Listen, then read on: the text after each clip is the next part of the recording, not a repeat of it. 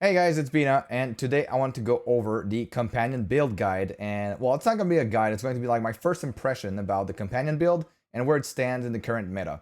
So eventually, I'm going to be uploading a companion leveling guide and a endgame guide on maxroll.gg.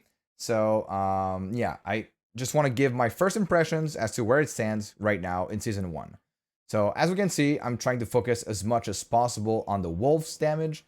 I am using the Barber Heart, which gives us like a big damage boost. So keep in mind that if Blizzard does not buff the companions in future seasons, this is just going to be worse than it is at the moment because we're getting a huge damage buff with the Barber. We're using Earth Spike as our generator. It's not to generate spirit, it's because we're using the Nature's Fury key passive, which we're using in combination with Symbiotic Aspect, which will reduce the cooldown of our wolves because we're giving them a storm tag with the Storm Companion unique pants, which only drop in World Tier 4. So it is transforming our wolves into like Storm Wolves and then giving them a small AoE ability instead of just like a single target. Instead of just a single target hit, they will hit in a small AoE around them as lightning damage. So we're trying to reset our wolves as much as possible with our Earth Spikes. We're resetting our Hurricane with Earth Spike as well. Our Wolves and Hurricane reset our Earthen Bulwark, and our Earthen Bulwark also resets our Wolves and our Hurricane. So it's just a big mix and match of huge synergies for cooldown. It's very, very cooldown based, and we're trying to get the cooldown of Wolves down to 8 seconds, so we can have like only one proc and having the ability to use our Wolves again. So where do I think the companion build fits in the current meta? Well, as you can see, I am right now in a tier 55. I am not fully leveled up with my glyphs, and my Paragon board is not complete. I do think that we will be getting a substantial amount of damage still. So I could see this build going anywhere between like 70 and 80 in Nightmare Dungeons, but not much higher than that. I think 80 should be like the absolute max it will push. There are certain problems. Your wolves basically they start dying very often. They don't feel like they are. I don't know exactly what is the defense that they inherit from us. I am assuming that they get some of our health, some of our damage reduction stats and stuff, and like things like that. But it's very, very hard to test accurately, and so I am just going off of like what I think works. If we could get more information from Blizzard as to what exactly the wolves scale off of, that would be hugely beneficial for theory crafting future builds.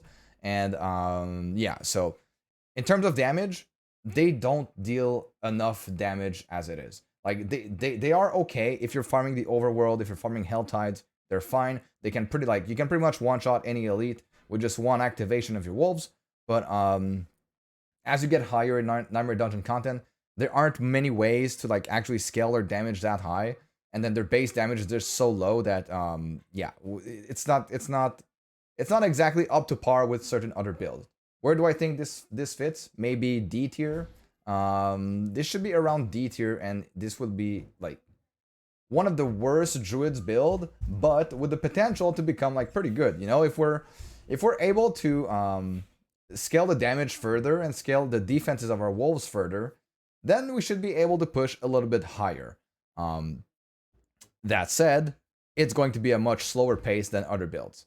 So yeah, so that is pretty much where I think the companion build sits at the moment. Anywhere between tier 70 and 80 would be the maximum range.